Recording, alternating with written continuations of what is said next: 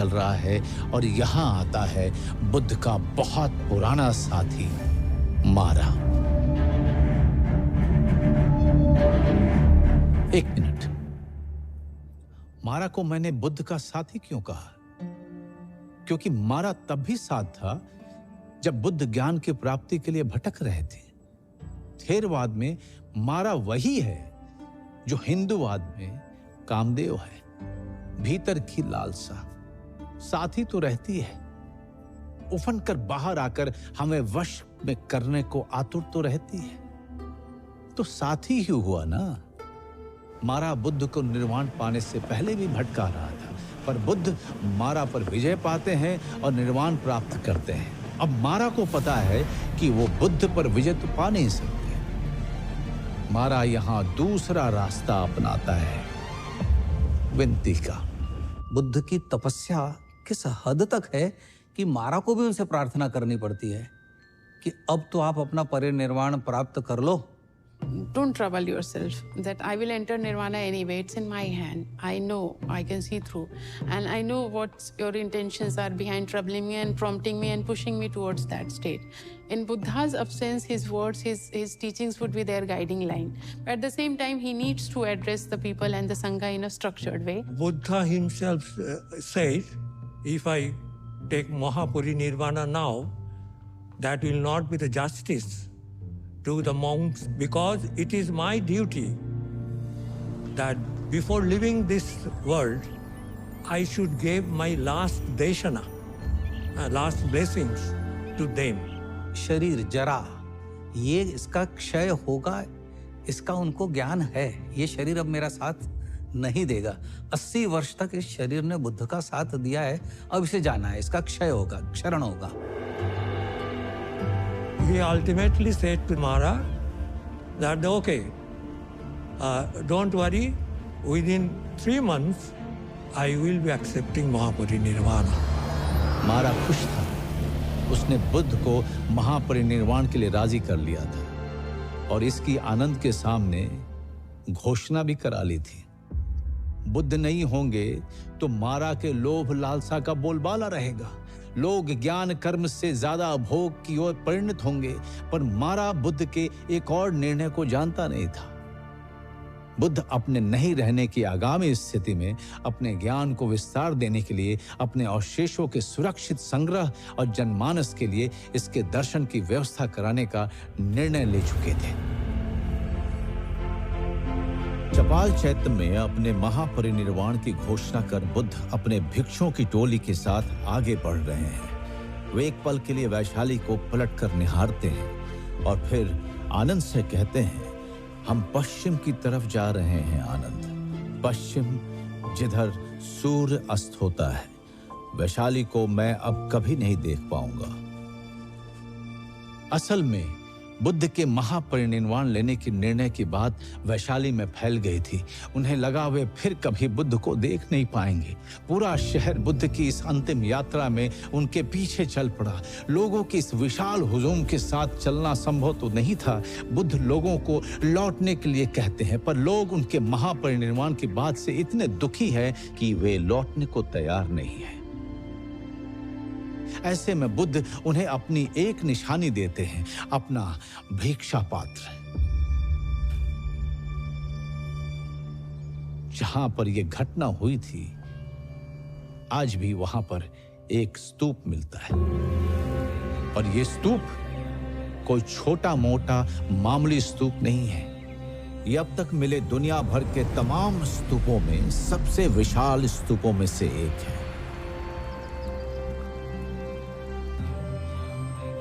ऐसा कहा जाता है बुद्ध का वो भिक्षा पात्र उस स्तूप के अंदर अब भी सुरक्षित है।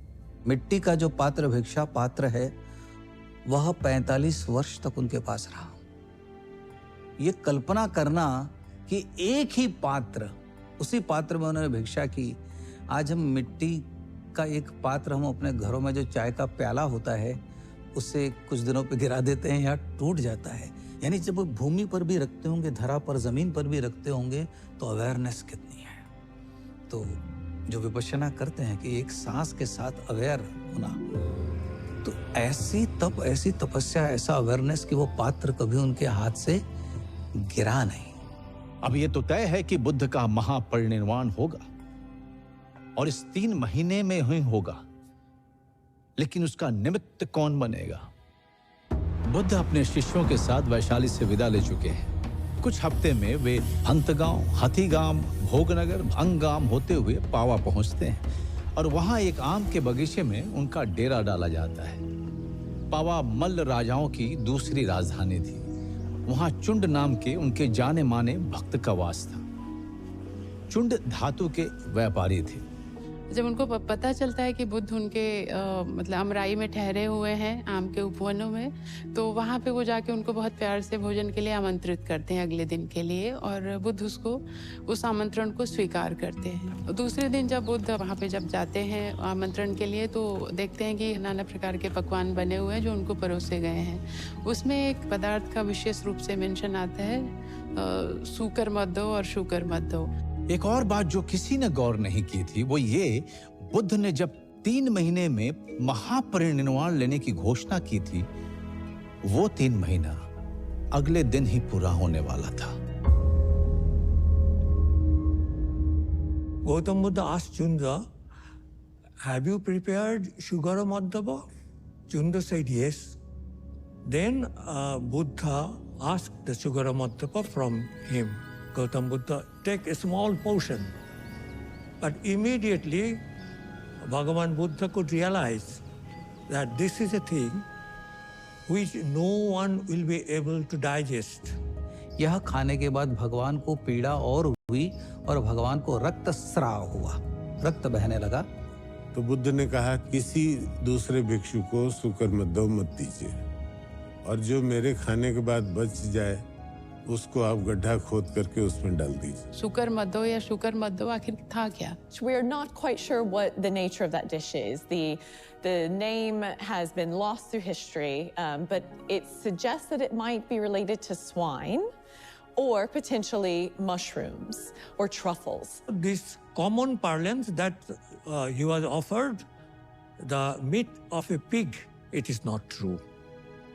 चुंड इस ग्लानि में डूबे थे कि उनके भोज्य पदार्थ को खाकर उनके भगवान की ये दशा हुई है। बुद्ध चुंड को बुलाते हैं और उसे बताते हैं कि हे चुंड, तुम अब भी मुझे उतने ही प्रिय हो जितना पहले थे, बल्कि अब पहले से ज्यादा प्रिय हो। जो भी हुआ तुम तो उसके निमित्त मात्र थे, उसमें तुम्हारा दोष नहीं। और वो चुंद के लिए भी संदेश देते हैं कि मेरे जीवन में 2 भोजन मेरे लिए सबसे महत्व के रहे हैं। एक सुजाता, जिसका भोजन करके मुझे सम्यक संबोधि प्राप्त हुई, ज्ञान प्राप्त हुआ, और दूसरा चुंद का भोजन, जिसे करने से मैं महापरिनिर्वाण प्राप्त कर रहा हूँ। चीजें जिस तरह से एक कॉस्मिक ऑर्डर में चल रही हैं, वहाँ पे चुंडा एक माध्यम बन रहे हैं।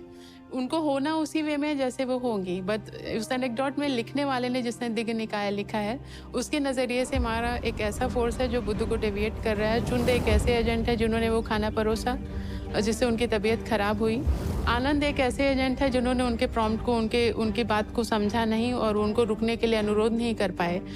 Things will happen that way, but उनका एक मीडियम और ये पात्र बदल रहे हैं, और ये देखने का नज़रिया है जिसने ये दिग्ग निकाय लिखा है। बुद्ध अपनी पीड़ा पर अपनी मुस्कान का आवरण डालते हैं और आनंद से कुशीनारा की ओर चलने को कहते हैं। उनका कारवां ककुप्था नदी को पार करने वाला है।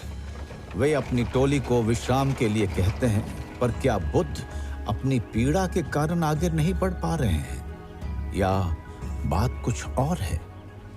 और ठीक यही बुद्ध घोषणा करते हैं कि वे कुशीनारा में साल वृक्षों के वन में रात के बीच के पहर में महापरिनिर्वाण अवस्था में प्रवेश करेंगे, और रात के आखिरी पहर उनका महापरिनिर्वाण हो जाएगा।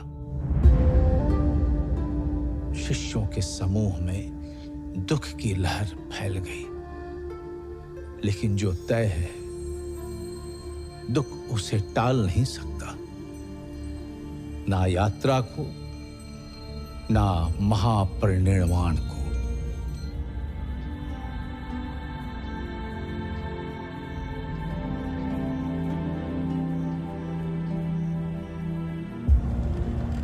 बुद्ध का कारवां हिरण्यवती नदी को पार कर तब के कुशीनारा और अभी के कुशीनगर के साल वृक्षों के उपवन में पहुंचता है, जहां 2 साल वृक्षों के बीच उनकी शैया लगाई जाती है। बुद्ध ने अब अपने प्रिय शिष्य आनंद को कुशीनारा के मल्ल राजाओं को ये बता देने के लिए कहा कि बुद्ध महापरिनिर्वाण लेने वाले हैं। इस सूचना ने सोते हुए शहर को जैसे नींद से जगा दिया। पूरा शहर आधी रात को साल वृक्ष के उस वन में जमा हो गया। बुद्ध लेटे हुए हैं, उनका सिर उत्तर की तरफ है और मुख पूरब की तरफ। एक हाथ सिर के नीचे है, जैसे थका हुआ सिंह लेटा हो। उनकी ये मुद्रा महापरिनिर्वाण मुद्रा के नाम से दुनिया भर में प्रसिद्ध है।